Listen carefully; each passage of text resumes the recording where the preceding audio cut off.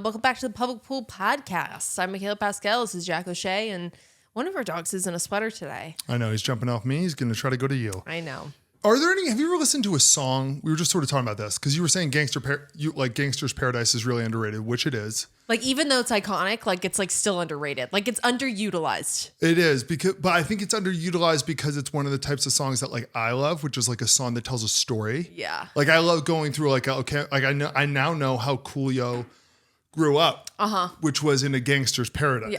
Yeah. A dangerous place that was good if you were a warlord of sorts. Have you ever listened to a song? Because I was going to make a joke where I was like, I love songs like that because it's like, it's my life. But it clearly was. Have you heard a song where you're like, that's my life? I don't have one for me, but I feel like... Not off the top of my head, but probably. I feel like I do, where there's ones like that is... You know what I mean? Like, I wish I did. I wish I could be like this guy. Like, have you ever watched a movie or a TV show and you're like, that's how I grew up? Definitely. Like, I feel like there's a lot of shows, like, or at least like pieces of it. I'm like, yeah that's kind of me. Like you like to call me and my mom like Gilmore Girls a lot, but like you grew up Gilmore Girls. Yeah. But like I haven't like actually fully watched that show, so I can't like put my stamp of like, yeah, that's accurate. Yeah. Besides just like two girls. I mean, taking on the world together. Sweetie, the freaking like 2-sentence summary of it is literally, if you want to know anything about Mikaela's like life growing up and stuff, or like all that stuff, literally just read the summary of Gilmore Girls and it's you. But like, I don't. It's not in when you get into the nitty gritty, but it is where it's like you and your mom are kind of like sisters. Yeah. In the cutest way. Yeah. No, I don't know. Yeah, I'm trying to think. Because is there any like movie or show where you're like, yeah, that's my life? No, and I hate it. Like, because I could do like, I don't know, at times it's like, you could be like, oh, it's like cheaper by the dozen, but there weren't a dozen. There wasn't a dozen, yeah. And in the end, they don't really make TV shows about my, very happy, healthy family. I think that's the trade-off of like growing up nice. People don't talk about how difficult it is. The struggles of having no struggles. You feel underrepresented in media and arts. Do you know how hard it is knowing that like, I don't know. I just don't have any scars. You know, nothing fucking me up mentally. All my scars are physical. Do you know how frustrating that is? We're like, oh, why'd you work so hard? It's not because I have a chip on my shoulder. My shoulders are chipless. I mean, physically, they have tons of chips. Yeah. Both your shoulders just fall out of its socket. I've had many surgeries, but like mentally, emotionally, none. What's supposed to drive me? I don't know. You're pretty driven for some. We were driven in general. Imagine how I would be if I was pissed off at something. You know what? Maybe the universe was like, they couldn't do that to you because you're already a workaholic. I am. So I don't like, you like made room for me in your life when I came around. Yeah, I did. It took a while, but I cornered it out. I got like an evening once a week, basically. Yes. And like, that's how we started dating. And you dating. were lucky. I was. No. But just imagine how I would be. Yeah. If I was like imagine how it'd be if, you know how like, there's no, me doing well doesn't prove to all the straight white little boys out there. If you won an award, possible. This is for all the little straight white boys out there. It is. Always believe yourself. I was you. That would be the funniest speech someone could ever give. Let's talk about the Golden Globes, by the way. Yeah, I have notes. Okay. Do you want to do that now or do you want to do that in a little bit? Because I could... Actually, first, let's just talk about award speeches. Yeah. Okay. Because one of the things that drives me so nuts is a phrase that they always say where I feel like they don't even realize that they're saying it. It's just sort of something people say, which is like, I feel very humbled. Yeah. That's used incorrectly. Yeah, I would be the cockiest bitch alive if I had a big ass trophy in my hand. I just won something. Yeah, I'm not humble. You know what? I hope that I win something one day just so I could be like, I'm going to be honest with you, I'm not feeling very humbled. There's nothing less humbling than everyone else voting that you're the best. I win, you lose. It's actually the opposite of being humbled. It's actually losing is being humbled. Yes. So I hate when they say that. Yeah. I didn't watch the Golden Globes last night though. No, I kind of shouted things at you every now and then, basically. Yeah. From downstairs. You were upstairs working. Yeah, you would yell Wanda Sykes jokes. Yes. Her joke was really, really funny. I watched it. Your mom and brother actually went. Mm-hmm. Your mom's like friend group had like a girls trip and your brother tagged along and they looked like they had an absolute hoot. It was the like red a carpet. Surprise girls trip too. Yes, it was like for one of their birthdays. Yeah. But we didn't know they were going there. No, it was like a secret. I love when people don't tell me secrets as if I tell anyone anything or as if I'll remember. Yeah, that's true. What do you think? I'm going to text Mrs. McNerney? Are you crazy? Yeah. What? Hope you ladies have fun. That would be, yeah. That could be you. But I'm trying to think. I think because the movie going experience is so different now, I just feel like I like haven't seen a lot of the movies. Yeah. I'm not as like, I see a lot of movies, but like not enough movies. And I'm like, oh yeah, that movie came out and I never like got around to seeing it anymore. I really do blame the theater culture dying, because I used to be such a like, well, I see every movie at the theaters because. Well, you literally worked at the movie theater too. So you at that point I saw everything. But then even after that, I was like, okay, well, I would go to the movies like probably once or twice a month at least. Yeah. You know, like be like, I got to see this movie. Yeah.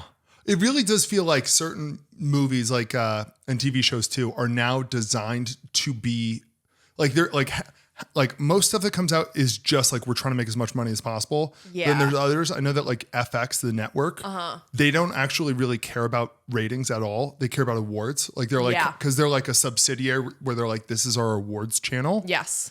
And it feels like basically 10% of things that are made now are made for awards, not for money. They spend a ton of money. It's just prestige on these billionaire conglomerates. They don't need it. So it's like, let's get some stuff on our mantle. Yeah. I almost feel like there's like no one's like walking the middle anymore of like, we're either pumping out just like cash grab money.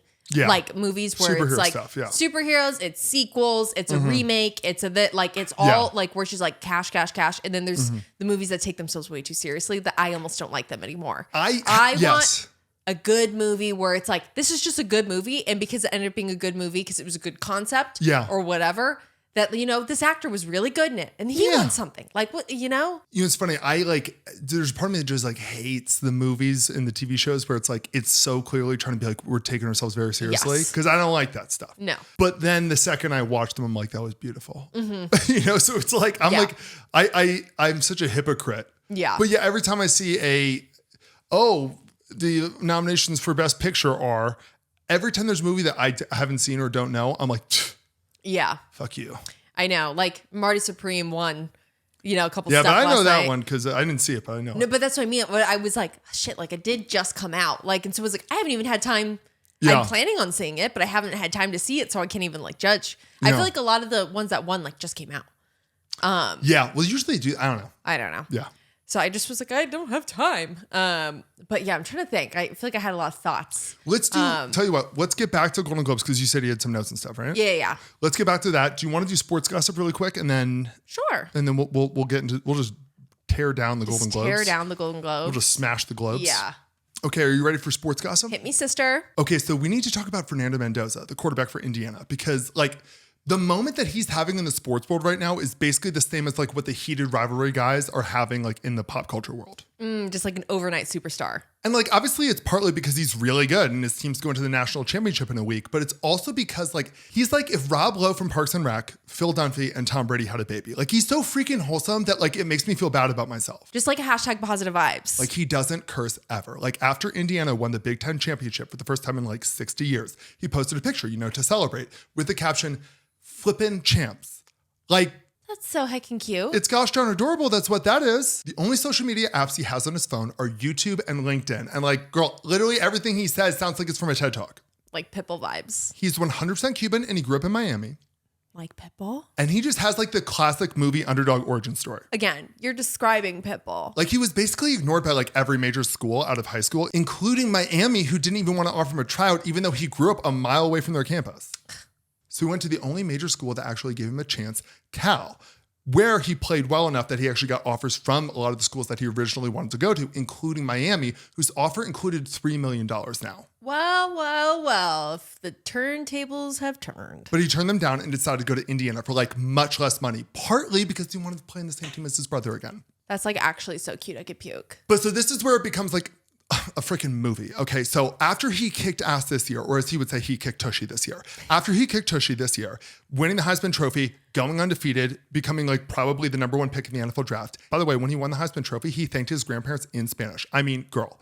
He's taking his team to the national championship next week in Miami. Him and Pitbull's hometown. And they're playing against Miami. The school that broke his heart.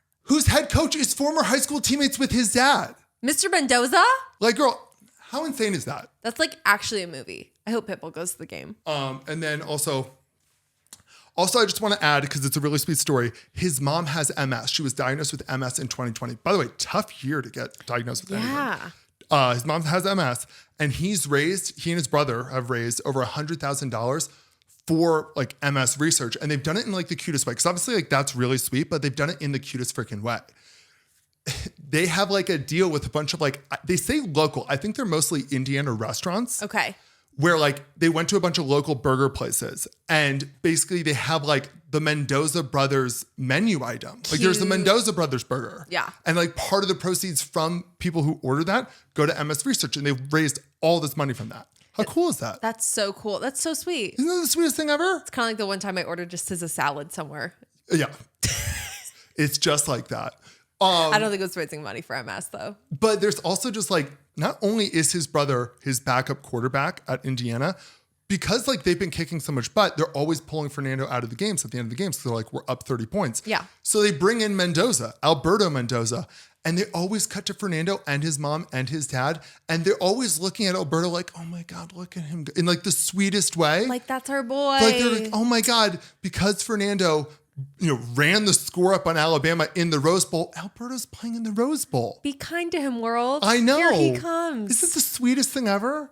That's so sweet. Next year, so already there's been a few transfers to Indiana next year because now they're like a full freaking program. Now they're the hot spot. They're the hot spot. So Alberto's the second string quarterback this year in Indiana.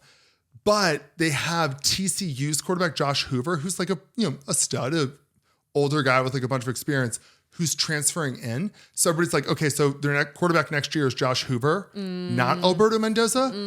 To which I say, we've seen this film before, girls. Yeah. Let's stop underestimating the Mendozas. I almost called them the Menendez brothers on accident. That was kind of a close one. The Menendez brothers were Cuban, right? They might have been. We're changing the M last name Cuban brother stereotypes. We don't all murder our parents. Nah, yeah. No. Isn't it the cutest thing ever? That is so cute. They're like, that's just like a sweet, wholesome. I know. And by the way, Miami has a really great story too. Miami's always going to be fine. Miami is always going to be fine. Miami. And weirdly enough, it's like their quarterback, Carson Beck, who I wouldn't be shocked if you've seen memes from, because people always make fun of him because he kind of looks a little strange. His eyes are like all buggy, but at the same time too, it's like he makes millions and millions of dollars. He's like 29 years old playing in college football still. And his girlfriend is like, I would not recognize, because his girlfriend, I think they're still together, is one of the twins who plays like basketball. Okay. Not Haley Van Lith, but like her name starts with an H. I forget that. Anyway. But he's always being beat up on the internet. So they're kind of underdogs too. Yeah. I mean, it's really funny because it's like Fernando Mendoza and Indiana, they have such underdog vibes, even though they're like the heavy fucking favorite. Yeah. It's like, they should smoke them. Yeah. It's like the beginning of Tom Brady and the Patriots, where it's like, turns out they're a freaking evil empire. Yeah. Yeah. I was going to say, the only reason I would root for Miami is just because, they lost the City Girls. So that's already hard enough on them. That happened like more than a year ago. So I've never been more like, I'm rooting for both teams kind of. Yeah. Like they both have really good stories. Yeah. I hope they all have fun. Indiana and Fernando Mendoza are kind of like generational stories. Yeah. Where they're like, no, like there's always a sweet, like there's always a team like any other year, Miami would be the sweet story. They'd be the Cinderella. This is the only year I can ever remember where it's like, no, everybody's rooting for Indiana. But yeah. I'm not worried about Miami. No, they're going to be just fine. They live in fucking Miami. They have the Alex Earl Scholarship. Yeah. Okay. It is funny how it's like, here's a little thing in sports that's like comes into play for like what teams are good and what teams players want to go to and how it like affects them. So the Miami teams are really interesting because like the Miami Heat, Miami Dolphins, Miami Marlins to a lesser extent, and then like Miami, the actual school, because it's obviously like a hot town to go to. Weather's fantastic. Yeah. Freaking Partay on the beach. Low taxes. Yeah. It has like all these attractive things. So all the time, a lot of players will want to go to them. The problem is when they go there, there's a lot of distractions. Yeah. And I would say so. Also, weirdly, when you go to Miami, I don't know if this is something you would ever think about, but like they get so used to the weather being so nice that as like for football, as the year goes on where it gets colder, they always freaking fade because they're not used to playing in like 40-degree weather because in Miami it's currently 95 and sunny. Totally. So you have perfect conditions. It's like perfect conditions except for every now and then a hurricane. But also, okay, just quick recap of the NFL playoffs. Okay. Let me just go through the games really quick and tell you whatever juice there is. Yeah. Okay, so on Saturday, we started the NFL playoffs with the Rams versus the Panthers. Now, the Rams are like, they were favored big time, even though the Panthers were at home because they won their division, but it was like a shitty division. The Panthers, who like, everybody basically just like kind of looked down upon us like, they're not a freaking playoff team. I forget that they're a team. Of course, because they're very rarely relevant unless they have like Cam Newton on their team, which they currently don't because he's retired and being weird and wearing weird hats. Where do they play again? Carolina, so Charlotte. Oh, okay. Yeah. Panthers. But the LA Rams were playing the Carolina Panthers. And it was kind of interesting going into this game because it's like the Rams should absolutely smoke them. They're healthy. They're really good. Their defense is great. Their offense is great.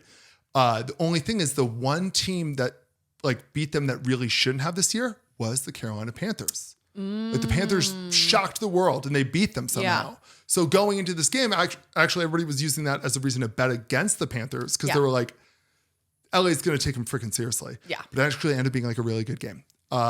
Rams won in the end, but the Panthers were up. But they put up a good fight. Pretty freaking late. Like it was kind of freaky for like Rams fans. Interesting. All 12 Rams fans were freaking out. And then we have the story of the weekend, which was the Bears versus the Packers. So the Bears and the Packers play in the same division, the NFC North. And they're like, you want to talk about a heated rivalry, it's the Bears-Packers. But it's really been a one-sided rivalry my entire life. Like Aaron Rodgers used to joke that he was the Bears' daddy, that he owned the Bears, because he freaking did. I think they beat him one time and like, he's like 80 years old. It was like decades. It's kind of like Northern California and Southern California. Like NorCal is always like the Bay Area has such a beef with LA and LA doesn't know about it. Yeah. Like it's a one-sided rivalry. Yeah. And it got even crazier this year because the Bears hired the former Lions offensive coordinator, Ben Johnson, as their coach.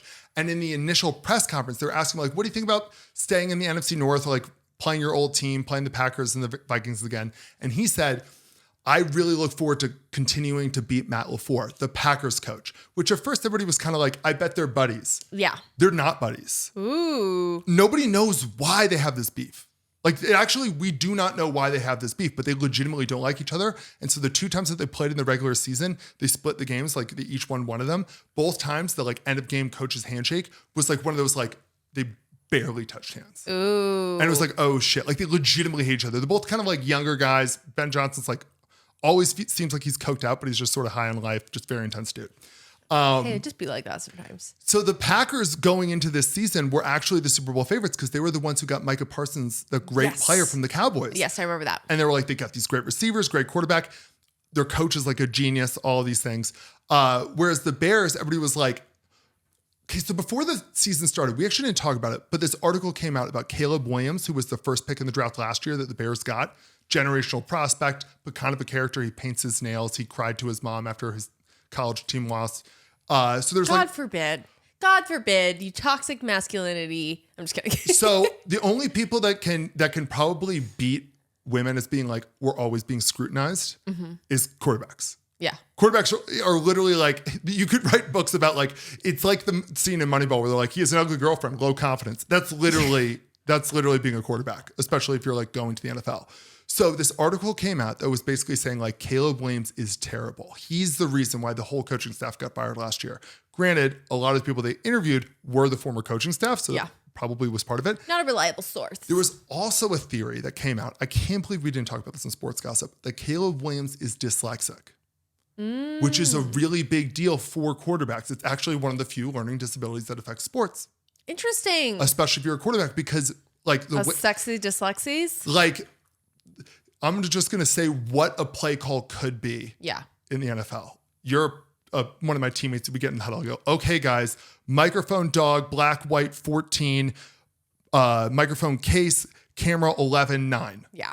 That means something. It's an order. Yeah. It's an order. And if you get one of those things wrong, somebody's doing something wrong and it's terrible. People could get hurt or you could lose the game, stuff like that. So quarterbacks have to be really good at memorization and reading stuff. Dyslexia, I guess, really plays into that. I never thought about that, but like it's a big factor in it. My dyslexic queen. Yes. So going into this season, a lot of people were kind of like hating on the Bears, and all the stuff that we got out of training camp for the Bears was like not looking good, where it's like Ben Johnson's constantly screaming at Caleb. Yeah. He's tired of Caleb. Caleb's the worst. Ben Johnson wants to re-sign and extend their backup quarterback, Tyson Bagent, who has a whole other sports gossip story. His dad is a professional arm wrestler. That's hilarious. That's for another time. That's hilarious. He's a Nepo baby. I'm just kidding. You know what's funny? It's like the least Nepo baby. I know. He might have an in the arm wrestling world, which feels like something where like you don't really get an in. It's like that's something though people would be like, he's a Nepo baby. Yeah. It's like, I mean, his dad was an arm wrestler. His dad was literally an arm wrestler. Going in, Packers, everybody's like all on the hype train. Bears, people are shorting. They're like, they're not going to be that good. And for the most part, they were kind of right. The Bears did not start out very well. The Packers started out really hot. The problem was around midway through the season, a lot of players in the Packers started getting hurt and they started losing like close games in weird ways where it just seems like they really weren't that like into it. Yeah. And the Bears started winning these like miracle games. And by miracle, I mean, I don't know if they have the record because Eli Manning had a ton of these when I'm a Giants fan. He had the record basically for this too before of like most fourth quarter comebacks where they were losing almost like 98% of the game. And then they would come back in the last 2%. And they kept on doing that to the point where it's like, from like a statistical standpoint, you're like, well, this can't continue. This is a lot of luck. But they kept on doing it to the point where one thing that like I've noticed, I know other people have noticed too, is like when they cut to the sidelines for them, they never seem concerned. Okay. Whereas other teams like the Chiefs lost a lot of games this year. They're not used to losing a lot of games. No. So on the sidelines for the Chiefs, Travis Kelce losing his freaking panties in a bunch on the side of it. Oh my God. Him and Patrick Mahomes had their panties in a bunch all freaking season. They're constantly yelling at each other, at their teammates. They're blaming everybody.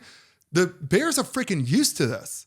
They've been losing for decades. Yeah, it is what it is. To be a Bears fan is to be tough. Yeah. To have been through shit. So the Bears don't seem to be get affected by this.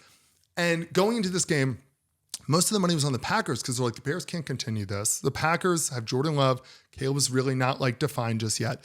The exact situation happened that like has been happening all season. The Packers were up 21-3, like late in the game, like pretty much immediately. And it lasted till pretty late in the game. Yeah. The Bears like mounted this insane freaking comeback to ultimately win the game. I remember saying to you like, nothing big happened. Yeah. And then 5 minutes later I said, by the way, something big did happen. Yes. Like it was pretty freaking crazy. And again, these two teams fucking hate each other. This is what happens when you have a Pope from Chicago. This is what happens when you have a Pope from Chicago, for real.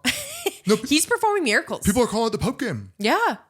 So, and when I say that they hate each other, I don't mean that they hate each other like because the coaches hate each other or like these two teams with these certain players. No. These cities fucking hate each other for forever. They're like the original NFL teams. They're like the oldest rivalry. They're a heated rivalry. This is going to come up all the time. Maybe, honestly. Maybe the coaches are gay. I will say this. I will say this. Coaches are gay. While Matt LaFleur and Ben Johnson are not the hottest coaches, that goes to Dave Canales for the Carolina Panthers, but Jesus Christ, what are we doing? In college football, it's clearly Marcus Freeman for Notre Dame. If you follow college football, and if you don't, look up Marcus Freeman for Notre Dame. He looks like a freaking, he looks like a freaking like Abercrombie and Fitch model. Yeah. He looks like a doctor that would randomly be in like Grey's Anatomy. No, exactly. Where it's like, that? You're not a fucking doctor. It's a doctor where he comes on the show and you're like, fucking bullshit. Yeah. Or a detective comes in and you're like, why are you a detective? Yeah. Why are you grinding it out? Yeah. Go be hot somewhere. Yeah. Go be a go-go dancer. But go be a freaking go-go, just strip, you'll make money. My God. But Dave Canales is by far the hottest. Matt LaFleur is like pretty clean cut and stuff like. Yeah. I would say that if there were two coaches that we found out were secretly gay, it would so clearly be these two. Because not to be offensive in any sort of way, but Matt LaFleur's beard, and I've pointed this out to you, is like almost too groomed consistently. This is gonna sound offensive too. Like it's groomed in the way that like black people facial hair sometimes is, where it's like they'll literally get it like lined up. Yeah. Like his beard is lined up. Yeah. But he's genetically like me. Like imagine if I always had like a perfect line with a perfect fade. I'd be like, what's going Where on? you're like, what's going on? Yeah. What's going on, big guy? Yeah. And then Ben Johnson is shirt's always off, cut to shit. He's angry about something. I don't know. Maybe his dad wasn't really open to that sort of lifestyle. That's all I'm saying. I'm not saying we're speculating, but I'm not saying but we're not ruling it out. We're open to possibilities is what we are. All I'm saying is that what recent TV has taught us is that maybe look a little deeper. Yeah. Maybe it's not a rivalry. People aren't gay in sports, sweetie. I don't know if I had to tell you that. I don't know if you know this, but. Anyway, that was like the big story on Saturday. And then yesterday there were 3 games. The 49ers beat the Eagles, which basically was like the whole time. If you're an Eagles fan, you kind of know this too. You're like, the whole time it felt like the team, the entire organization was just sort of like waiting for the season to end. They were such a good team, like skill wise, that like they would win games. But the second the 49ers were up, it was just like, okay, it's over because they just kind of gave up. Yeah. The only other big story was the Bills, which is really Josh Allen and a bunch of like mediocre guys. It really, they beat the Jaguars, and it reminded me of like, what if the Hulk was against the rest of the Avengers? Yeah. It was that sort of dynamic where it was like 1 on 50. Yeah. And they won. So Josh Allen. Did Haley Steinfeld win last night? Sinners won box office award, like box office achievement. Achievement, yes. Yeah. I was like, it was a award where I was like, it wasn't like best, but it was like, yeah. Sinners won, box office achievement. So they did win. But did she win? I don't think she was directly nominated for anything. So she won, yeah. Yeah. So I thought she was maybe, but I didn't end up seeing her. Let's pivot into Golden Globes. Yeah. Okay, so the Golden Globes, because it's so interesting to me, the idea of like these different, because they're really number 3. Like you have the Oscars for movies, Emmys for TV. They're kind of for both, and they're for fun. Yeah. Golden Globes, I like the Golden Globes because it's just kind of everything.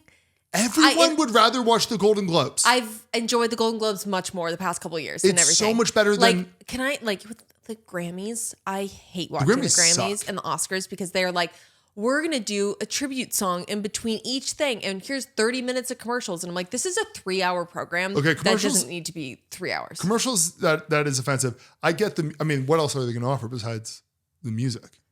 It's kind of the thing. Just do the awards. I agree. Because then they like try to count people off stage. Just there's a lot of awards. Let's get to it. I know. Let's get to it.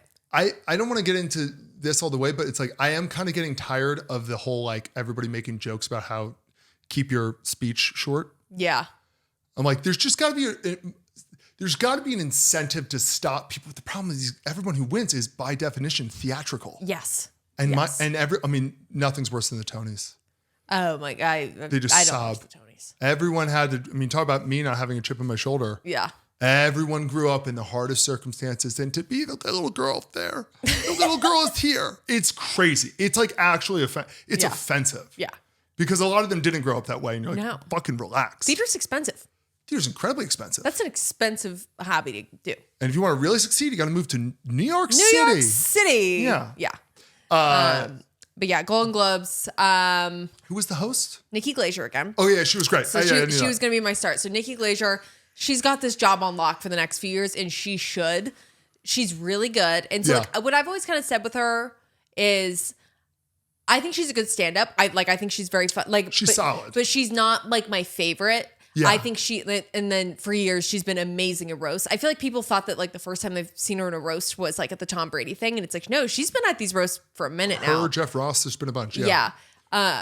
She's amazing at roast, and I think hosting is so perfect for her. Yeah, she did so good with towing the line of not being too soft. Like she kind of was saying offensive things, but she didn't go like too far, I guess. Which is the real line, by the way. Yeah. Like everything she kind of said was not everything, but a lot of things she made was a little bit like, ugh.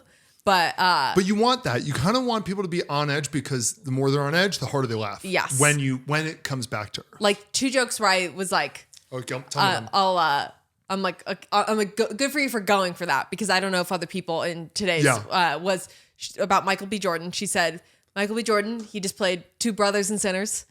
I don't know if I should say that. Like a brother joke. I was like, I don't know if I want to say that. She was like, I don't know if I'm supposed to say it. Like, she's like, twins. Yeah, they were twins. They were but I was like, that's a really good joke that I don't think someone else would have said. That's really good. And then she did say, which I was like, she said, she's going after the news stations, and she's like, CBS, we see BS, because she was calling out the like their pulled package, and like but they were on CBS for this. I was like, she made that joke. I was like, Golden Globes were on CBS, and she made a jab at CBS. I wonder if they approved it. I wonder. Because she did say specifically like CBS News. I don't know.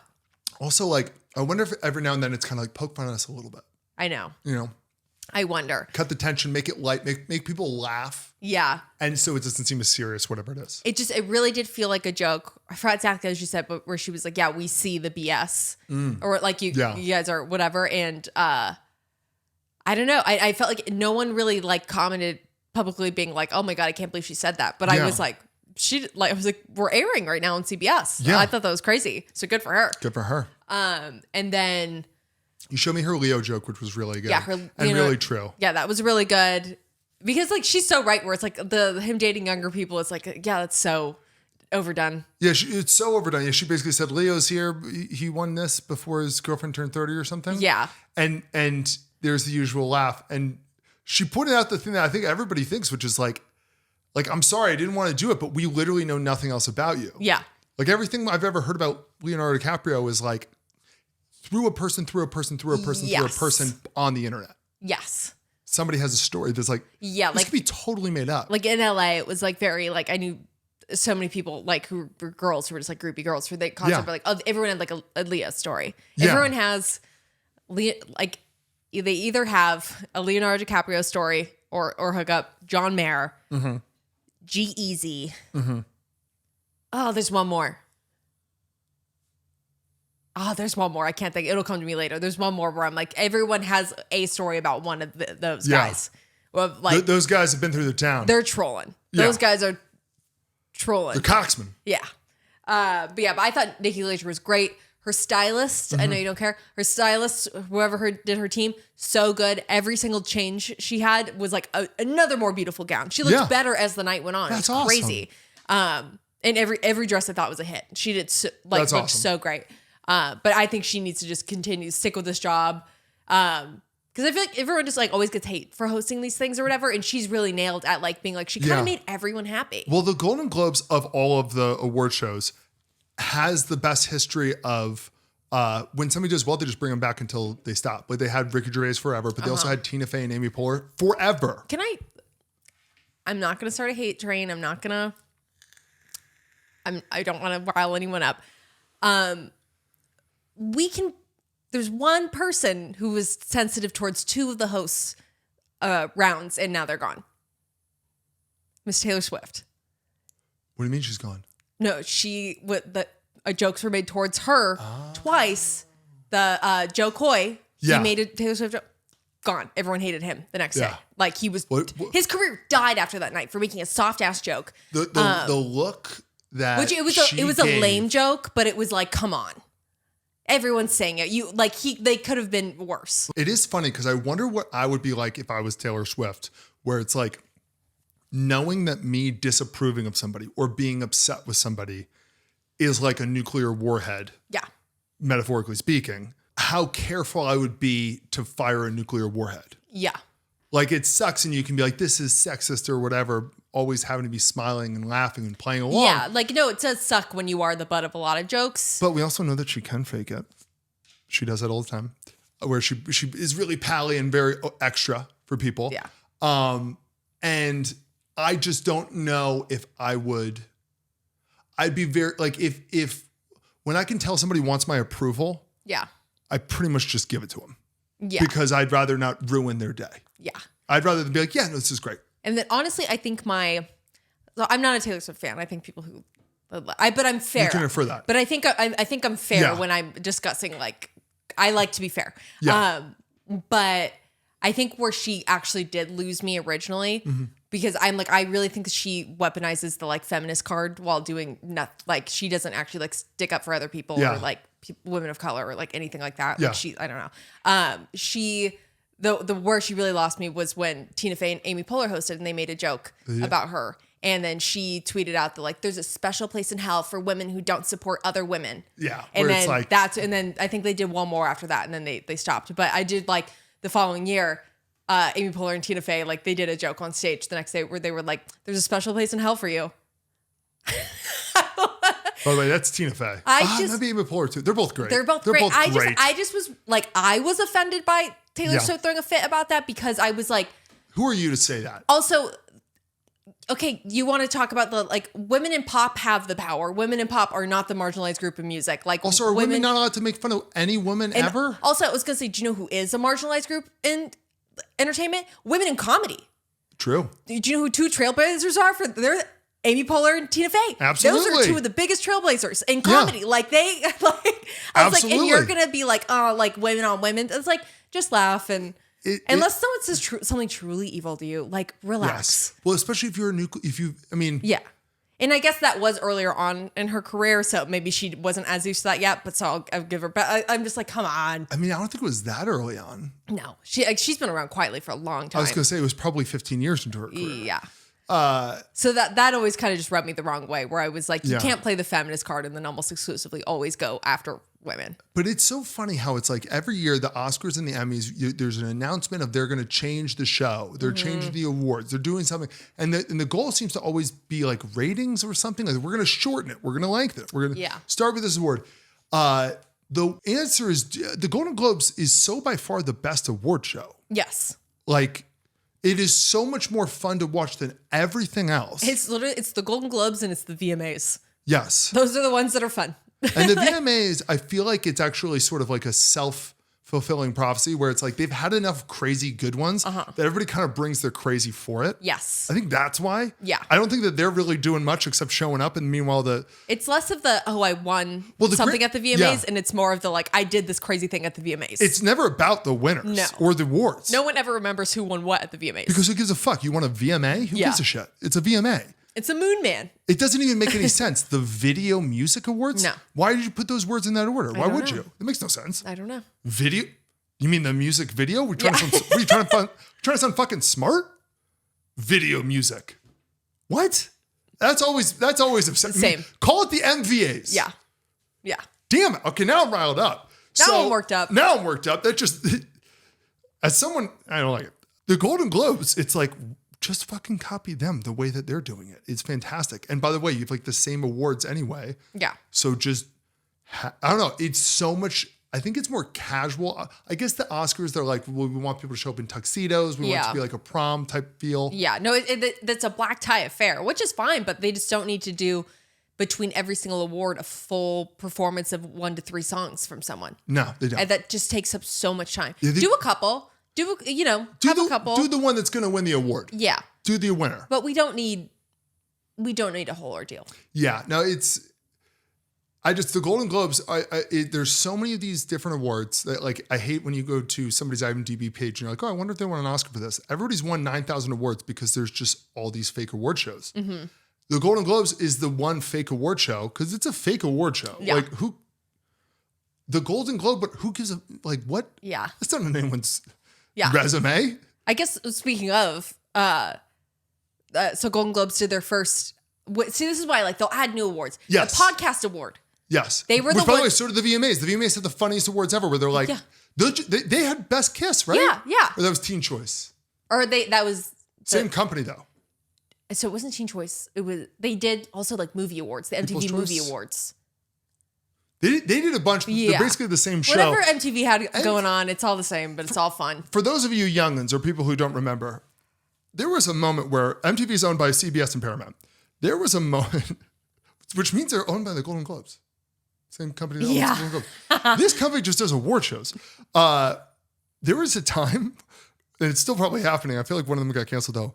So we have the awards where all the people who vote are kids. Uh-huh. Then we have the awards where all the people who vote are teens. Yeah. And then the adults vote. And then the international press votes. Yeah. And then we do one where it's just about music videos.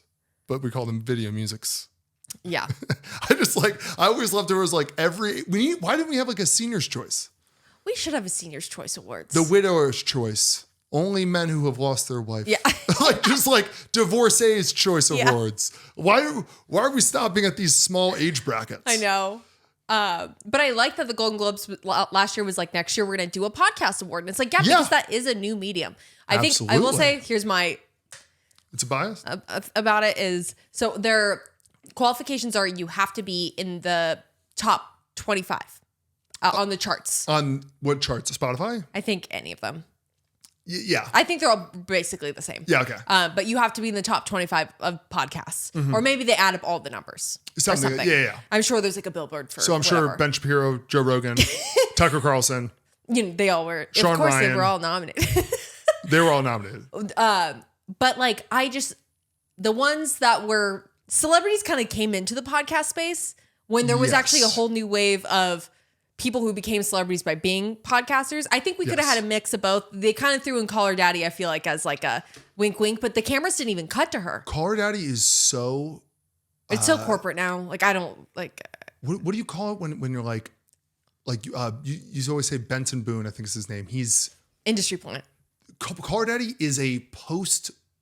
They originally started separate. They're just an industry plant now. Yes, because it's not anything what it used to be, and now it's just like people like her or whatever, and I'm completely uninterested in Call Her Daddy because it's an interview show now. When it was like you were a show that people came for you because you were interesting, and she's not really the best interviewer. And it's not. I'm like every single time I've like kind of tuned in, I've been like, like what the fuck? Like, and even ask a follow-up question. Also just the topics, and it's like, it might be the same general topics, but like the whole point of Call Her Daddy originally was like they went where people were uncomfortable to go. It's supposed to be kind of the juicy, now they're like the freaking Tonight Show with Jimmy Fallon. Yeah.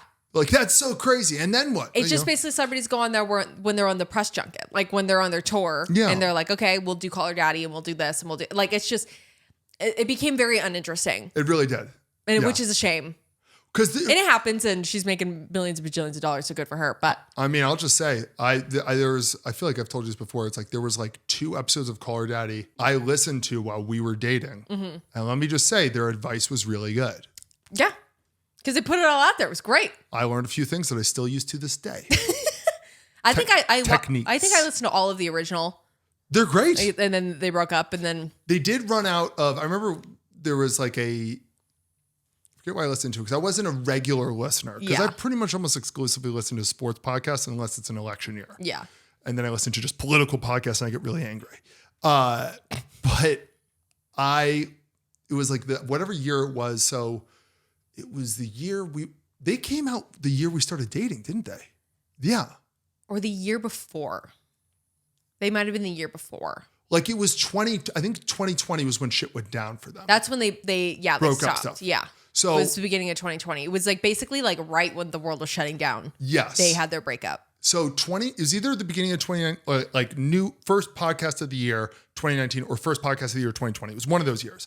They had an episode where there were like big changes. So that's why it was like big announcement. And they were basically talking about how they do an episode a week or 2 episodes a week. And they've done it for a year or 2. They're like, we can't keep on talking about anal sex. Yeah. We've ran out of topics. And I was like, I never thought about that. Yeah. But it was always good. They are kind of limited. But like it always ended up being fine because it was like they would just do the thing where it was like, yeah, they're 2 single girls, blah, blah, blah, doing whatever. They're talking about their week. And then they would answer fan questions. And then it felt like a girl's like night out conversation. Like it was so great. Yes. Yeah, I don't know. Anyway, back to the podcast thing. Sorry. I just was like, they like basically just were like, here are the celebrity podcasts. Here are the approved ones. We'll toss and Call Her Daddy and then NPR. Oh, NPR is so funny. And then Mel Robbins. Basically, they were all interview shows, which I was like, okay. Yeah. But in reality, it's like Serial would have won this in whatever year Serial was really big. I think Crime Junkie should have been tossed in because I feel like... I think Crime Junkie should have been nominated. I think Crime Junkie... I'm saying Junkie. Crime Junkie should probably have... Like if this had been around for 15 years or 10 years, Crime Junkie would be one of those ones where it's like... Crime Junkie. CJ would be one of those ones where it's like it's been nominated 12 times but hasn't won yet. Yeah. And then they would give it to them on a weak year where it's like it's their time. Yeah. I just find it really unfair because even like obviously Serial was huge or whatever, but Serial was limited. But the year Serial came out, it was... Oh, no, it was huge. Like changed. I mean, it created Only Murders in the Building. Yeah. Like it was such a big deal when it came out. But like Crime Junkie kind of started like the genre of like girls kind of being like, let's talk about true crime. Let's and talk like, about instead of other girls getting murdered. Yeah. Like Crime Junkie was way more of a movement than people give it credit for. Yeah. Because it was weekly and it was something new and it was every single week was a new story. Yeah. You know, it wasn't like because Serial was more of like a documentary, audio documentary. Isn't it funny how Crime Junkie has now run into the same issue that Call Her Daddy did, which is like, we can only talk about so many sex stories. We're kind of out of them. And Crime Junkie's like, we're out of murders that have been solved. And the way people talk about it, that have been solved. And the way people talk about it, it's like, it's almost like, well, let's take it easy for a second. They're like, oh, they're out of murders. Yeah. And it's like, I know. Good. Good. No.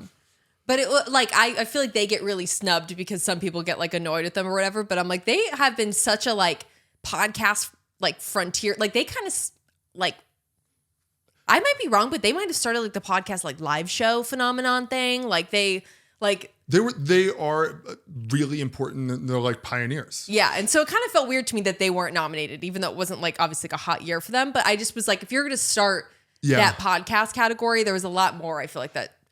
But besides NPR, it's like, sorry, Mel Robbins, I don't care. So tell me if I'm right. Besides NPR, which is always going to be nominated because of Trump stuff, the ones who got nominated, were they all the podcasts that play the game? That basically are like, like a lot of ones are like, this network is going to put, hey, we're promoting this so that you're going to go on these 5 podcasts. Yeah. And Call Her Daddy. Basically. Yeah. Basically, it was the press circuit, except for Amy Poehler, because she's new. She's new, but she will eventually be. Yeah. And to be fair, it's like a lot of people will go on their friend's podcast, and she seems to be friends with everybody, which is because she seems awesome. They'll go on their, she won, right? Yes. So she won. Yeah. So it was NPR, Call Her Daddy, Mel Robbins, Smartless, Good Hang with Amy Poehler. Did Part of My Take get nominated? No. Because they seemed like they were like, that would be their like, see, we did nominate one of you guys. A lot of podcasts were thinking that they were going to be nominated, it felt like. Well, Part of My Take's just the one where, so that's the sports podcast that was like, and like honestly, the original sports podcast that kind of created everything. But like Joe Rogan should have been nominated. Joe Rogan obviously should have been nominated. I don't listen to him, but it's like, that's weird that he wasn't. It is so funny how we're like, Crime Junkie created the crime genre. And Call Her Daddy created the like sex and girl talk genre, and Amy Poehler's like this pioneer. In this way, it's like Joe Rogan created podcasts. Yeah, like it feels. He's God. He's Zeus. He's God to podcasts. Like, and I don't think I've ever listened to like a full episode of Joe Rogan ever in my life. But I'm like, that's weird that. Yeah. I think this is the first year where he's not in my top 5 on Spotify, but the only reason why he was in the past was because his interviews are 14 hours long. Yeah. And so you'll listen to 3 episodes and it's like, suddenly that's a full week of listening. Yeah. Yeah. I don't know. I think, that was my only like gripe with it, where I was like, oh, it's exciting. Like it's a new medium, but it did feel very like, let's nominate the celebrities who have podcasts. And I was like, well, play the game. Dax Shepard, Armchair Expert. That was the other one. You want about playing the game? You want about corporate? So I was going to ask, my question was, who do you think felt more robbed at the Golden Globes? Dax Shepard or Kristen Bell? Because they both were nominated. Obviously, Kristen Bell for actually doing a show. Number 1 is Dax Shepard's mistress, his producer, love of his life, Monica Padman. I think that was good. And then I was going to say, or Will Arnett.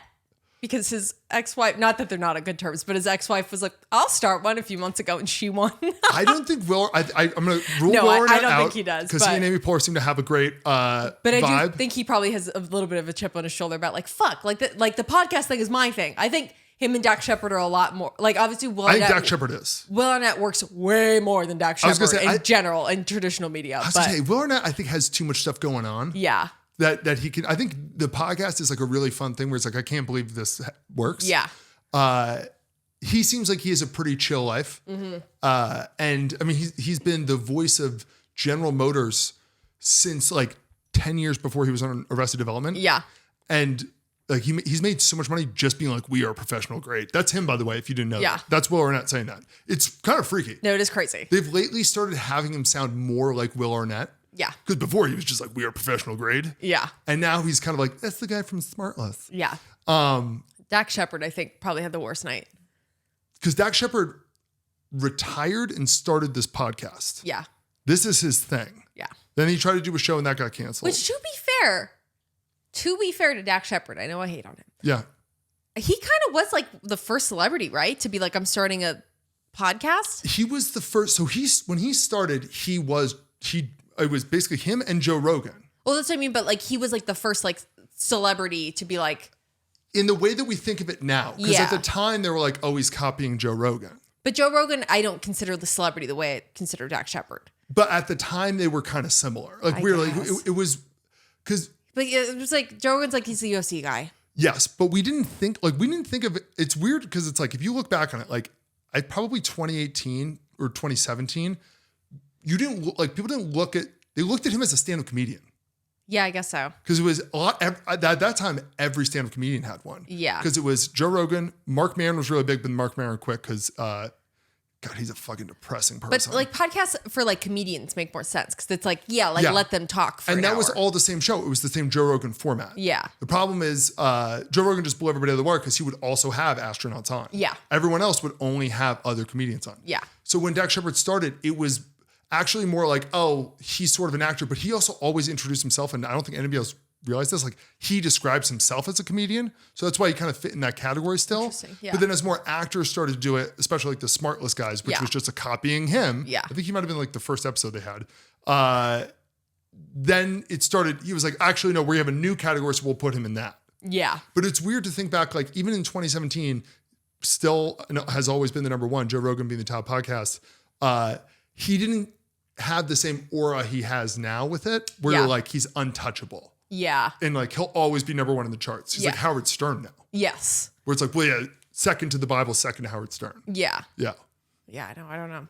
But I thought, good for Amy Poehler. That's a fun win. Yeah. You know? Great for her. I liked that it was more of a like lighthearted like podcast and not the like NPR or Mel Robbins where they're like, be your best self. I'd be like, and that's when I would be like, okay, shove it. Yes. And like hanging out, like if it was like the Smartless guys, I'd be like, yeah, okay, at least they're hanging out. They're not trying to be like, we're journalism. Like my only issue with the Smartless guys, because I really do like their podcast. No, they're great. And I noticed this with the other guys too that do this are Dana Carvey and David Spade, who are like everybody for me, guests where it's like all guest dependent. Like they have a good guest, I'll listen. Otherwise, I'm not because all they do is talk about SNL. Side note, I was going to say, actually, I think David Spade and Nikki Glaser have a residency out here. That would make sense. Isn't that kind of random? I was like, the two of them? Okay. That makes they're like them where I need a little bit more effort from the guys. Mm-hmm. If you add it all up, they talk for like 30 minutes and the majority of the time it's the three hosts talking. Yeah. Same with the Dana Carvey and David Spade. It's just them talking for 30 minutes and there's somebody else there. And then there's 30 minutes of ads. Yeah. And I'm kind of like, you guys could talk for 2 hours. Yeah. There's three people plus the guests in the room. Like, is this really pulling teeth? Yeah. Come on. So, I mean, I got to give Dax Shepard credit for that. Yes. Like, at least talks for a long time. No, definitely. I'm just pulling up my notes because I was like, I know I wrote a bunch of stuff down. One thing I will say. What? Poly Market was such a fun sponsor. Because they just kept showing the like what the public was like betting who was gonna like win which award or whatever. And so it was kind of fun to actually see like here's what people were voting or assuming was gonna win or whatever. Yeah. And so I thought that was a great sponsor integration into an award show. I thought that was perfect. Oh, one other rant. Can we stop fucking putting musical and comedy in the same category? That's so disrespectful. It's patronizing. It's why this is where I'm like, I hate the like everything has to be highbrow and dramatic or whatever. Comedy is such a pillar to media. It's so important. And most people's favorite movies like include comedies. Comedy, I would say, is half of media. Yes. Is comedy. People want comedy. But it's not serious or intellectual. For some reason, they're like, let's put like musicals in. And it's like, you know what? That's how we ended up with like Amelia Perez, winning a bunch of stuff in the comedy category. That's so unfair. It's because the people who work in the entertainment industry are so full of themselves. They're insecure. I guess. Everybody's insecure. That's why, like, if you ever listen to like an actor talk, they use words that are like, okay. They use $1 million words to describe them putting on a costume. Yeah. And we work in entertainment too, by the way. We put on costumes. Yeah. I'm being just honest with you. It's everybody has a little bit of a chip on their shoulder in that way. They're all kind of embarrassed by the fact that that's their job. Yeah. They're not real people and they'll pretend to be real people. They'll have to pretend that like, hey, acting's really hard. And I'm not saying acting is easy. Acting's a talent. Yeah. But it's not, you're not actually working in the mines. You're with the crew pretending that you're working in the mines with the camera. So the award shows feel like somebody who's trying to prove to their dad that what they do is serious. Yes. So they do stuff like this. Meanwhile, it's like, you're making bajillion dollars. Cool. Yay. Yeah. Nah, be proud of me. I don't know. But especially the Golden Globes, where it's like the Oscars doesn't have any comedy categories, which, I mean, that's fair. They don't have any other categories too. It's just best this. Yeah. But like music and comedy, it's just those two don't go together whatsoever. They're sad musicals. Yeah. But also musicals you can put into other categories. They could be comedy. They could be drama. They could, like. Absolutely, you're right. And then you can have a best musical one. I know there's fewer. I know there's musicals. fewer, so that's why they're trying to shove them in with something. But I just feel like just categorize the musical. Well, for the longest time, there was, the best animated movie for the Oscars, and it was basically like the one Disney movie, the one Pixar movie, and the one DreamWorks movie, and the Pixar one won. Mm-hmm. Except 1 year Shrek wins. Like, it's like that. Yeah. So, Wicked didn't, last year and this year, Wicked didn't win anything. Interesting. I thought that was really interesting. You said that Ariana Grande is a bit of a change, but Ariana Grande, you said that she showed up. She showed up with a brunette ponytail. We are so back. What era was that for Ari? Just back to normal. It's not as dark, but like, we're getting closer to back to normal. We're getting away from the skeleton. Yes. Like terrifying. Like we don't need to look like everything is like one color. Yes. It's such a Let's add a little bit of bronzer, a little bit of brush or a blush, or like, let's put a little color back in your hair. Like, it's like I'm looking at a ghost. Look like Ariana Grande. Look like Ariana Grande. Bang, bang into my heart. And, a nice Italian girl. Nice Italian girl. Break up with your boyfriend. I'm bored. I'm dating Pete Davidson for fun. Yeah. Let's see. Timothy Chalamet referred to Kylie as his partner again. People loved. And then also people were laughing, like he loves the word partner. Like partner is interesting. I was gonna say like partner is interesting because there was also a clip of him between like commercial breaks. He was asking like Paul Mescal or something like that. He was like, "Do you have a partner?" And everyone was like, "He loves." So I wonder if he says that because it's his way of telling us they're much more serious. I think it is because I think girlfriend sounds pretty childish, and also I think most people don't really think they're girlfriends or boyfriends in speeches because it's like, we're not like, it's like, why would you do that? And then forever in your speech, you're like, thank you to my girlfriend and blah, blah, blah. And we're all celebrities and we break up 24/7. So before gay marriage was legal, they were obviously their partner, not their husband. And I feel like a lot of people still say partner. People still say partner in the gay community for sure, because it was just kind of grandfathered in. Mm-hmm. But like, you would think of partner as like when somebody said, oh, this is your partner, this is your husband. Yeah. Because they were your boyfriend before. But then your partner is basically the equal to versions of this is your husband. Yeah. I think he's kind of going with that, basically saying like, if it wasn't for Kylie being the most watched person in the planet, and me being Timothy Chalamet, we would have been married. Yeah. He's basically saying, she's my wife, guys. We're just not official. Probably really involved with her children, but everyone has something to say. So we're being really protective about this like life we're living together. Yes. All of my new nieces and nephews will be taller than me. All of them. All of them. Except for Connie's kids. And Mason. Timothy Chalamet did put, Kris Jenner did put Timothy's name on their family gingerbread house for Christmas this year. Like he's in. Like, he's a family member. Yeah. Yeah. Yeah. So I don't know. Like, because he said, my parents and my partner. So the big three. I don't know. I think the kids are going to do the thing. I think they might get married. think they're done. I think him saying we're married. I think partner's married. Yeah. For sure. I know. I want them to be. I'm rooting for those kids. Yeah. But yeah, especially all the notes I had. Yeah. I was really not wowed by any award wins. There was no one where I was like, wow, can you believe that they won? Like, I was like, oh, okay, yeah. Is there ever? Although Rose Byrne won one, and that was really fun because love her. Was not expecting to win because it was like an indie movie she was in, and I think her husband didn't come because she was like, I'm not going to win.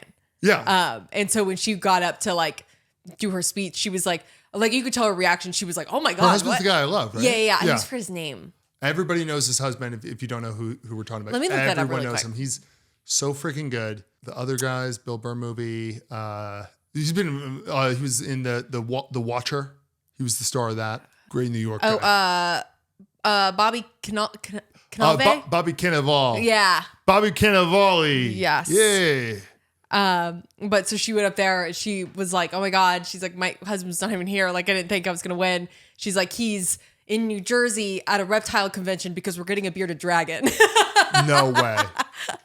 Whatever. We've been to the Golden Globes a million times. Who gives up? Yeah. She was like, whatever. Like, go get our family a reptile. Like, okay, that's fan. Oh, do they live in New Jersey? I don't know. Or did he travel? I think he might be to one of the reptile conventions, which I've been to. Was he getting a purebred? He's traveling to get a purebred bearded dragon. Those exist? Maybe.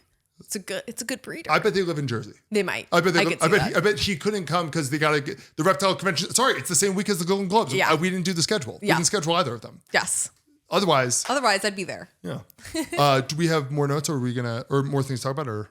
Do you have anything on your? I don't have anything else.